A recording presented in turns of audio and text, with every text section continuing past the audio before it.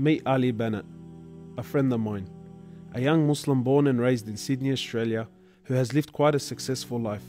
However, it was only recently that his life took a dramatic turn. This is Ali's story. Where are you at now with your life? What's happened to you? At this point in my life, wallah, I've been gifted, alhamdulillah, by Allah, with cancer throughout my body, and I've changed my whole life to sort of helping people. Why do you call it a gift, Ali? And alhamdulillah, it's a gift because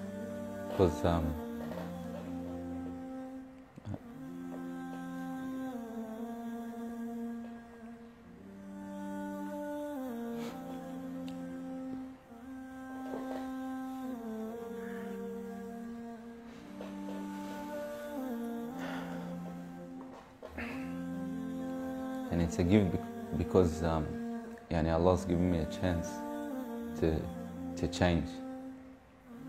What has having cancer, what has it opened your eyes to? SubhanAllah, everything in life, even the smallest gift, like breathing fresh air.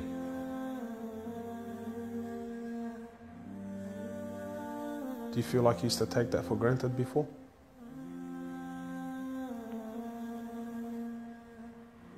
How long have you had cancer for? 4 months now. Ali was diagnosed with stage 4 cancer and given only 7 months to live. Upon finding the news, he immediately sold his successful business and was forced to reconsider the lavish lifestyle he was accustomed to.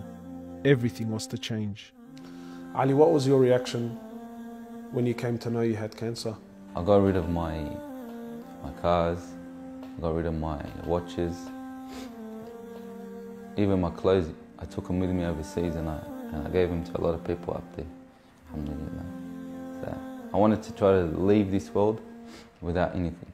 So you were on a mission to get rid of your dunya. It wasn't until Ali invited us into his room that we truly understood the luxurious lifestyle that he was living and the extent of the sacrifice that he was making. What's all this, Ali? Talk to me, explain this It's stuff. a bracelet, costs about 60,000. $60,000. Yeah. What do you have in these boxes, Ali? They're all my shoes, alhamdulillah. Louis Vuitton? All Louis Vuitton. How much is something like this worth, Ali? They're probably about 1,300. How much you pay for that, Ali? About 700 Thongs. for a pair of thongs, yeah. So what's happening with the sunglasses here, Ali? I just like collecting different sunglasses. Yeah? I've got rid of a lot of them. I gave them to a couple of brothers in Africa, alhamdulillah.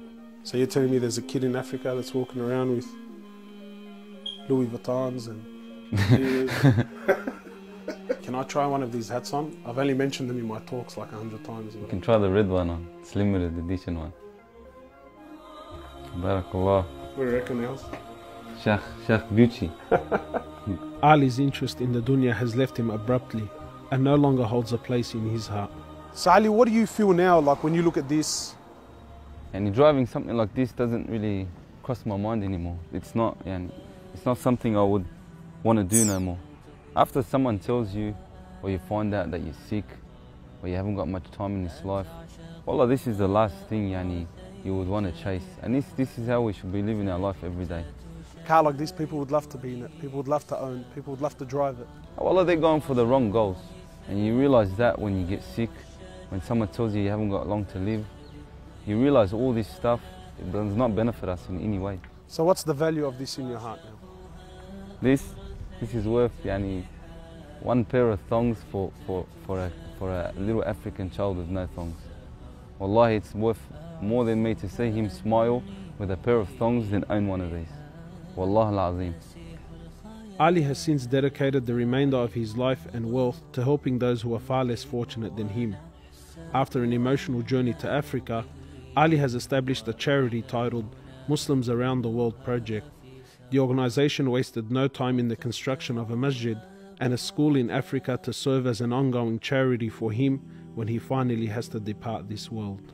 Well, it all started from when I went to the cemetery when a brother that has cancer passed away. And I was at the cemetery and I was just thinking to myself, you know, after you go, there's nothing. There's no one there for you.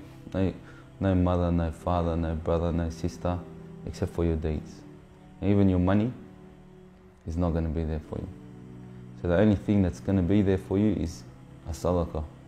And that's the only thing that's going to help you gradually through your time in the grave till you get to the ultimate destination. As the reality of death further sinks in, Ali spends most of his personal time in preparing himself for his final meeting with his Creator, Allah. The Prophet of Allah says, sallallahu alaihi wasallam, more or less, he says, he who loves to meet Allah, Allah loves to meet him. And he who hates to meet Allah, Allah hates to meet him. Are you loving to meet Allah? Because of this cancer, I've been advised by one of the brothers to take a special drug to help me with pain and stuff. And subhanAllah, it's very strong. I took a bit too much and I came into a whole different world within not knowing where I was, and it was very hard for me. And subhanAllah, I actually seen things I've never seen before. And my family were there all standing around me, and I was pointing up and I was saying, Ya Allah, take me. And it was that beautiful what I was seeing. I just wanted to go. And the next day, subhanAllah, I woke up and I was upset that Allah didn't take me.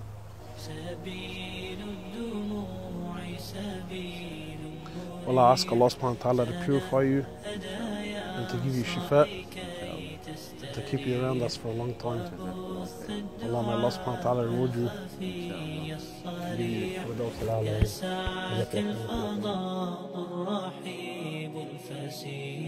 سبيل الدموع سبيل مريح تنهدى يا صاحي كي تستريح.